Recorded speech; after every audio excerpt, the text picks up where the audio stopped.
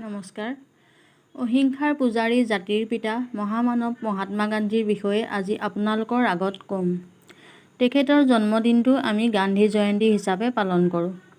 যদি আপুনি এজন ছাত্ৰ বা আপুনি এজন অভিভাৱক তেন্তে এই ভিডিঅ'টো আপোনালোকৰ বাবে বহু লাভদায়ক হ'ব। আজি 2 অক্টোবৰ।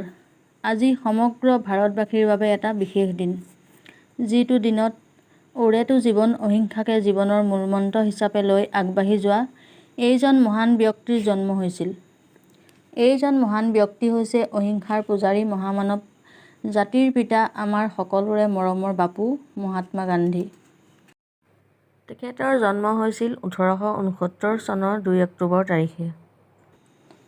তেখেতৰ সম্পূৰ্ণ নাম আছিল মোহনদাস কৰমচাদ গান্ধী। তেখেতৰ জন্মস্থান আছিল গুজৰাটৰ পোৰবন্দৰত। তেখেতৰ দেউতাকৰ নাম আছিল কৰমচাদ গান্ধী আৰু মাকৰ নাম আছিল পুতলীবাই। গান্ধীজীৰ প্ৰাথমিক শিক্ষা পোৰবন্দৰতেই আৰম্ভ হৈছিল। তেখেতৰ মাধ্যমিক শিক্ষা ৰাজকোটত হৈছিল। গান্ধীজী পঢ়া-শুনা বেছি মেধা নাছিল।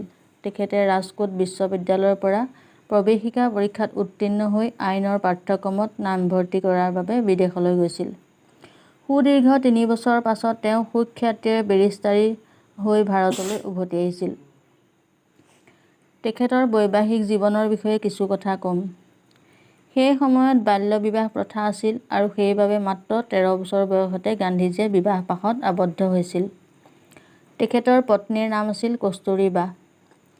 বিবাহৰ সময়ত কস্তুৰীবাৰ বয়স আছিল মাত্ৰ 14 বছৰ।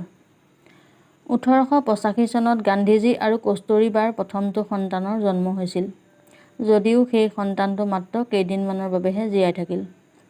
তাৰ পিছত তেওঁলোকৰ 4টা সন্তানৰ জন্ম হৈছিল। তেওঁলোকৰ নাম হ'ল বৰিলাল, মণিলাল, ৰামদাস আৰু দেৱদাস।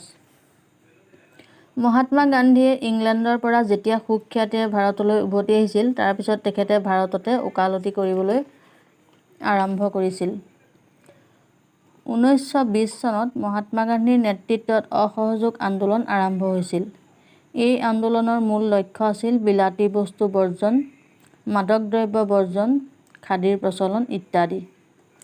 ইয়াৰ পিছত আকৌ 1930 চনত গান্ধীজীৰ নেতৃত্বত আইন অমান্য আন্দোলনৰ আৰম্ভ হৈছিল।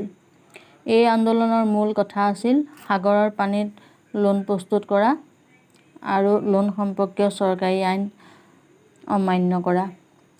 ইয়াৰ পিছত 1942 চনত গান্ধীজীৰ নেতৃত্বত ভাৰত ত্যাগ আন্দোলন আৰম্ভ হৈছিল। এই আন্দোলনৰ মূল কথা আছিল ব্ৰিটিছ চৰকাৰে ভাৰত ত্যাগ কৰি স্ব-ইচ্ছাৰে আঁতৰি যাব লাগে।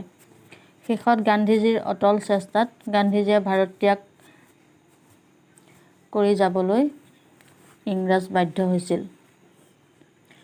গান্ধীৰ জীৱনৰ মূল মন্ত্ৰ আছিল সত্য, দয়া, ক্ষমা আৰু ন্যায়।